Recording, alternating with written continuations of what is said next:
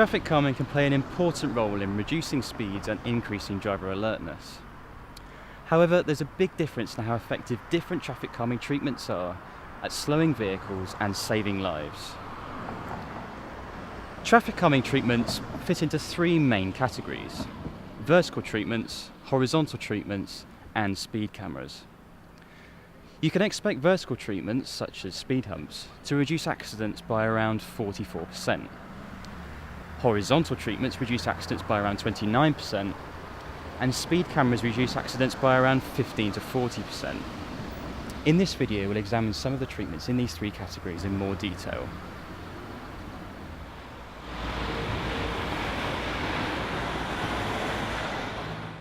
Starting with vertical treatments, we have speed humps. They are a very effective way to slow down vehicles and increase road safety. They are also relatively cheap.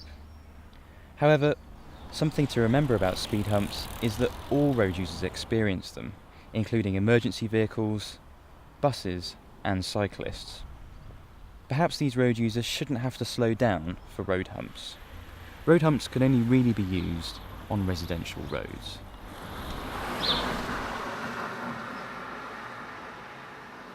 A better vertical treatment is speed cushions. They are slightly less effective than speed humps, but they do allow cyclists, buses, and emergency vehicles to pass without slowing down as much as other vehicles. Speed cushions should be evenly spaced throughout a stretch of road to slow traffic consistently. They are most suited to residential areas, which carry some local through traffic. A pair of speed cushions cost about the same as a speed hump.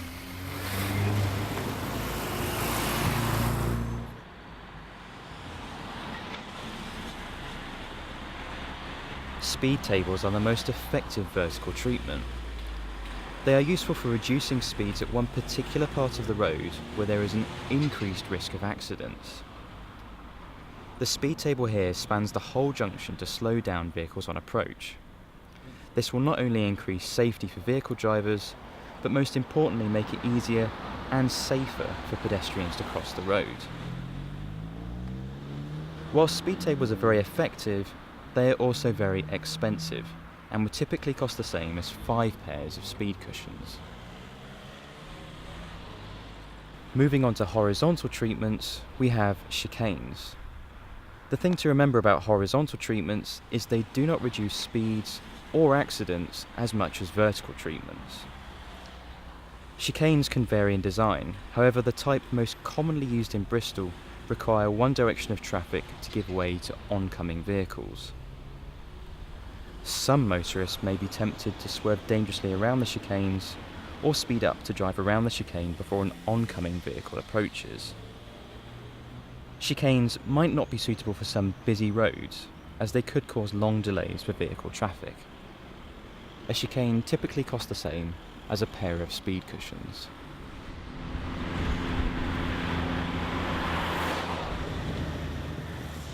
Another horizontal treatment is road narrowing.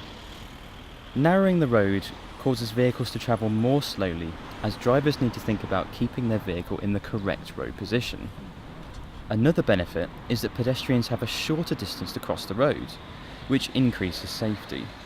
Narrowing the road at junctions is most effective, as drivers are more likely to slow down for cars or pedestrians they can't see before they've made the turning into the junction. Road narrowing can only really be used on residential roads, where there will be no heavy goods vehicle traffic. Road narrowing costs a similar amount to a pair of speed cushions. Vehicle-activated signs are next. Their effects on speed and accident reduction are very similar to other horizontal treatments.